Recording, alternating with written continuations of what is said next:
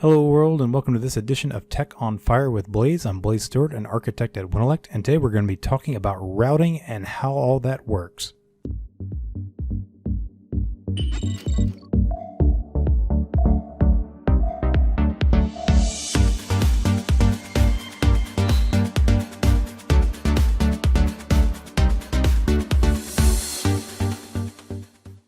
An understanding of routing really starts with an understanding of IP addresses. An IP address is really nothing more than a unique identifier of a host on a given network. Now, IP comes in two flavors. It comes in IPv6 and IPv4. And for our purposes today, we're going to be talking about IPv4 because it's still the most widely used version on the internet and on networks in general, although IPv6 is up and coming. An IP address is 32 bits in length and is typically expressed using octet notation. An octet represents 8 bits, so an IP address would have 4 octets. Each octet contains a number between 0 and 255. Every IP address has two parts. It has a network portion and a host portion. The network portion obviously identifies the network in which a host is part of, and the host identifies the part in which the host is a part of. Now, there is no predetermined standard of how many bits a network portion must use and how many bits a host portion must use. And this is actually by design because it lets the user determine how many bits they want to use for the network and how many bits they want to use for the host. And to determine how many bits are used in a given address, you need something called a subnet mask. And the subnet mask really just defines the number of bits that are used for the network portion, and the rest is assumed to be used for the host portion. This can also be defined by using a CIDR block notation. A CIDR block notation is just another way of kind of expressing the same thing.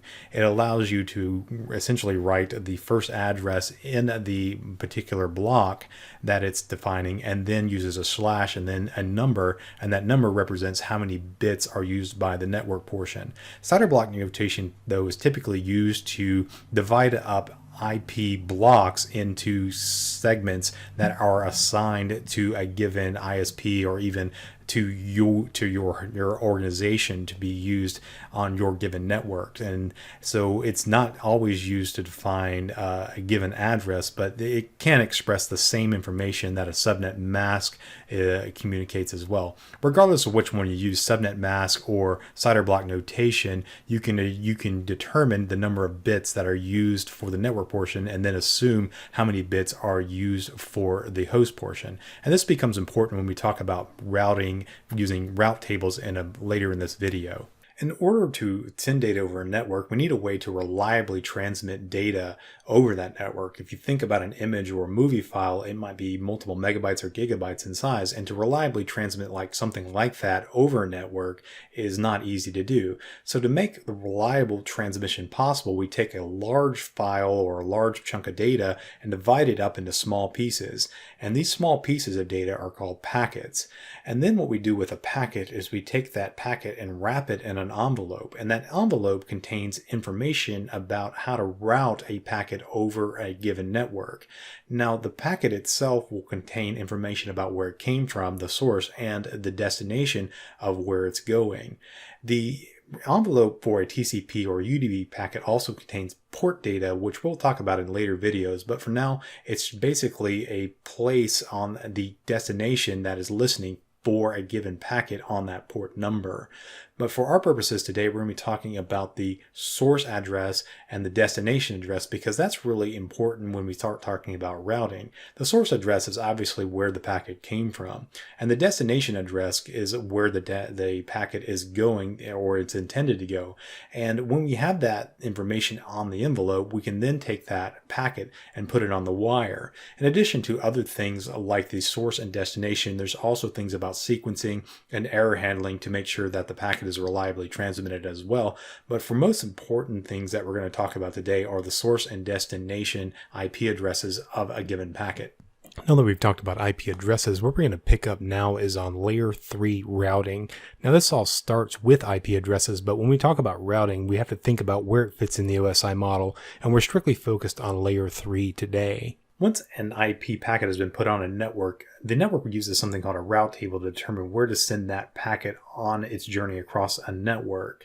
Now, every device on a network will have a route table, and a host will typically have a very simple one that has a very few entries, while a router will have multiple entries. And the backbone of the internet, those routers have very sophisticated route tables. Regardless of the sophistication, though, a route table almost always works the same way regardless of what's actually hosting that route table. Route tables work by defining networks as destinations in the route table, and then it attempts to match the destination IP address of a given packet against one of those destination networks that are defined in the route table. Suppose I wanted to route a packet to 15.16.17.18. In this sample route table, that would get matched up against the third entry because the destination network 15.16.0.0 and a subnet mask of 255.255.0.0 encompasses that particular IP address.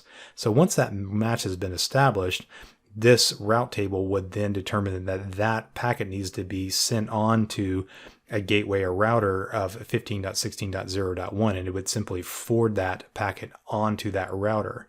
The metric in this particular table determines the priority of a given route. So if you have two destinations that are the same, it will look at the metric to determine which one of those has the priority. And typically the one with the lower metric will get the priority and it will be sent on to that given network. Most routers will have a special route that's defined as a catch-all for traffic on a network. And typically this will show up as a destination network of 0.0.0.0 with a net mask of 0.0.0.0.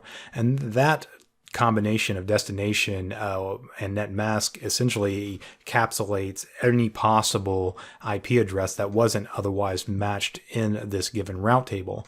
And with these generic routes, they will have a gateway or router that's defined on where to send that. And typically this is what's considered to be a default route or a network gateway on most routers or networks that you might encounter. And in the case of this route table, you see that is set to 192.168.0.1. And that would be probably the router for my local area network or my enterprise network, whichever it may be. Route tables typically also have a route defined for local traffic as well. The destination in this case would be a route that would match both the source and destination of a given packet. And typically this is going to have a gateway and router of 0.0.0.0 because that doesn't need to be routed to another network. It simply just needs to be sent to the destination on the same network in which the packet originated. To tie all this together, I want to do a virtual demo, if you will, that will help solidify some of these concepts. Let's suppose I have a local area network that is a private network. Now, a private network is typically one that is isolated from the internet, but might be connected to the internet by way of a router or access point. This would be very common in enterprise networks as well as in your home, where you probably have some device that connects all your other devices to the internet. On the other side of the network, I have other local area networks that have web servers. And in this case, these local area networks are fronted by a router that connects that web server to the internet. Now, these would be probably internet-based routers that are commercial grade, or they might be something that is in a cloud data center like Microsoft Azure. Now, between these local area networks, I have the public internet. The public internet is actually composed of multiple routers that sit between your home router or your enterprise router and your destination routers. In this example, I've only got one router, which in some cases might be the case, but in most cases that's going to be multiple routers and there's multiple hops for a given packet as it traverses the internet. Let's suppose I want to send a packet across my network from my phone to my laptop. I have a source address of 192.168.0.2 and a destination address of 192.168.0.3.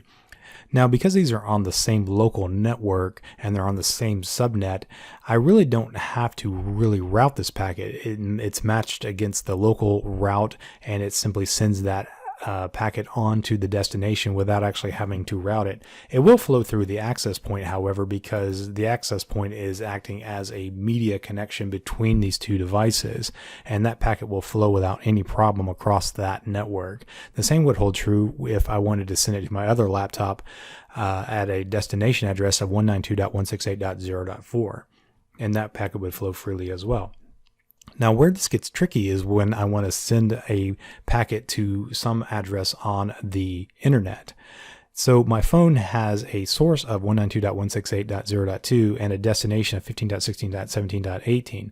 Now that address is a address that is sitting on the public internet, and because I don't have a route that matches that in my local route table other than the generic route, it's just going to send this packet on to my gateway, which would be my access point.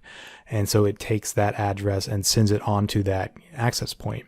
Now the access point can't route this across the internet because the source address is a private IP address.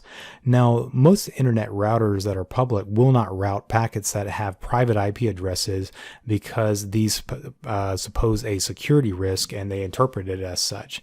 A private IP address will typically start with 192.168.172 or 10, and if a router sees this, it will typically just reject it outright. So to handle this case, what a router will do is something called network address translation. And simply all it does is it takes that source address and substitutes its public IP address into that packet. And now that packet is ready to be sent out on the network, on the internet, as a public packet because it has public IP addresses that can be routed by routers on the internet. And it sends it on to the destination that matches that based on the route tables on those internet-based routers. Now, once that packet has arrived at the destination router, it has to do something very similar to what the source router did for the source network.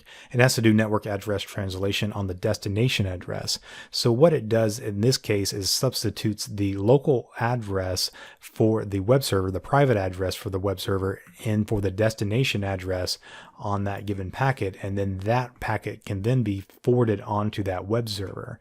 Now that web server can process that request, and it simply just reverses that process that we just saw for sending data back to the requesting device, which would be my phone in that case. Well, this wraps up this episode of Tech on Fire with Blaze, where we've talked a lot about routing. This is some foundational information that you'll need to keep in the back of your mind when we start talking about network security and application security when we start deploying things in the cloud. So until next time, thanks for watching Tech on Fire with Blaze. If you like this content, please consider visiting us online at www.wintellect.com, and there you can find about services that Wintellect offers, including training and consulting services. Also, please consider subscribing to this channel by clicking on the subscribe button and clicking the bell icon to get notifications when new content becomes available, and also comment down below. You can also follow me on Twitter at @TheOneMule, and also follow Wintellect on Twitter at WintellectNow or at Wintellect. We are constantly posting things about Azure-related technologies and things related to software development. You can also reach us by email at consulting@wintellect.com. Until next time, thank you.